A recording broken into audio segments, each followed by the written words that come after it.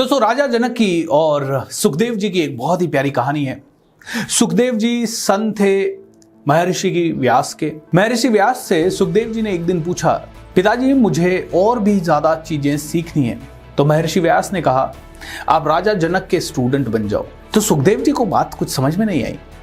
बोला, राजा जनक मुझे क्या सिखाएगा? वो तो एक राजा है, भोग विलास में लिप्त होगा, सोने चांदी में खेलता है, अच्छे गहने पहनता है, अच्छे आभूषण पहनता है, शादीशुदा है और बच्चे भी हैं, कई सारी चीजें हैं। तो राजा जनक मुझे कैसे ट्रेन कर सकता है, मुझे समझ नहीं आई। बट पिताजी की आज्ञा थी कि राजा जनक से ही आपको सीखना है।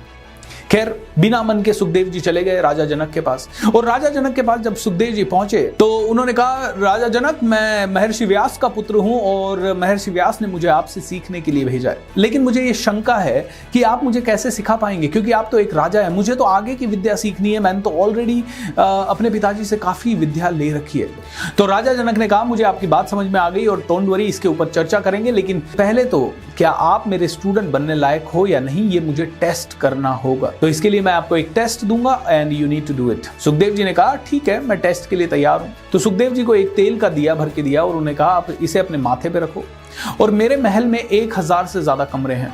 आपको उन सभी कमरों के अंदर जाना है और उन सभी कमरों की माइन्यूटेस्ट पॉसिबल डिटेल्स को आपको मुझे बताना है कि कौन से कमरे में आप गए, वहां क्या पड़ा था, कितना था, और मैं ये सारी चीजें आपसे पूछूंगा। लेकिन एक शर्त है, जब आप इन सारे कमरों में जा रहे हैं, आपके दिए का तेल एक बूंद भी गिरना नहीं चाहिए। सुखदेव जी ने यह काम प्रारंभ किया और सुखदेव जी ने एक एक करके सारे 1000 कमरों में वो गए और सारी डिटेल्स ली। राजा जनक के पास वापस आए। राजा जनक बड़े इंप्रेस हुए, क्योंकि वास्तव में एक भी ड्रॉप तेल की गिरी नहीं थी। और उसके बावजूद भी सुखदेव जी ने सारे सवालों के उत्तर दे दिए।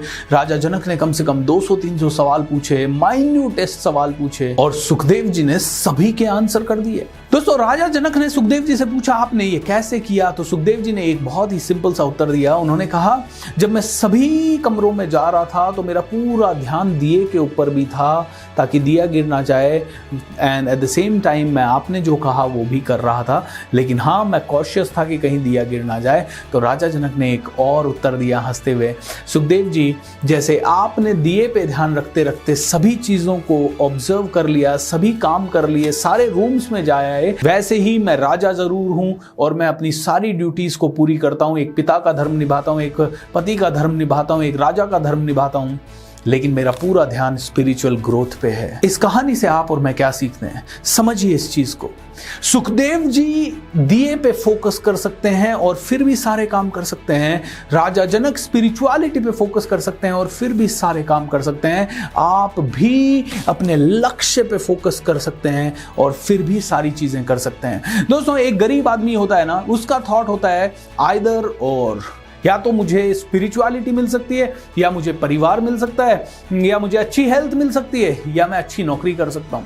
मैं एक ही बार में एक ही चीज। लेकिन जो लेजेंड्स होते हैं वो फिट भी रहते हैं, जो लेजेंड्स होते हैं वो ज्यादा से ज्यादा काम करते हैं। वो लेजेंड्स के परिवार वाले भी उनसे खुश रहते हैं, उनके मित्र भी उनसे खुश रहते हैं, उनके एम्प्लॉइज भी उनसे खुश रहते हैं। वो हजारों ड्यूटीज मैनेज करते हैं, वो डेलीगेशन मैनेज करते हैं, हजारों मीटिंग अटेंड करते हैं, सिस्टम ओरिएंटेड पर्सन रहते हैं। वो अपनी जिंदगी को बहुत ही फोकस के साथ जीते हैं। वो मेन चीज से कभी फोकस नहीं हटाते और बाकी की सारी चीजों को भी मैनेज करते हैं। दोस्तों, आपको भी राजा जनक की तरह या सुखदेव की तरह बनना होगा, ताकि आप अपनी जिंदगी में आगे बढ़ सकें। आपको एक्सक्यूज देना अलाउड नहीं है, सर टाइम नहीं मिलता। अरे टाइम किसको मिलेगा? टाइम कौन देने वाला है आपको? आज तो हजारों डिस्ट्रैक्शन है, उनके बीच में टाइम कहां से लाओगे?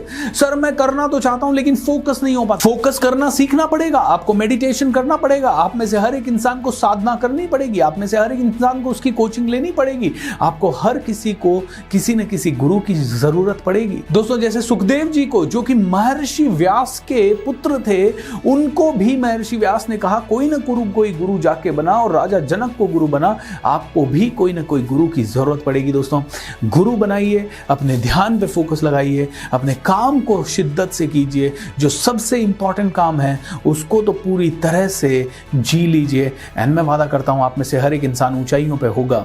और इस समय दोस्तों सबसे इंपॉर्टेंट चीज़ जो मैं चाहता हूँ, ये स्टोरी आप अपने सारे दोस्तों के साथ शेयर कीजिए। नीचे दिए गए बटन पे क्लिक करें और शेयर करें ताकि सारे लोगों को ये पता चल सके कि ये स्टोरी है, क्योंकि इस तरह की माइथोलॉजिकल स्टोरीज काफ़ी कुछ सिखा देती है और शायद इसीलिए ये पॉपुलर है। ओके, आप इनको पढ़िए, इनको सीखिए, इनके बारे में सोचिए, थोड़ा मनन कीजिएगा, थोड़ा चिंतन कीजिएगा ताकि हम और आप एक सुनहरा भारत बना सकें।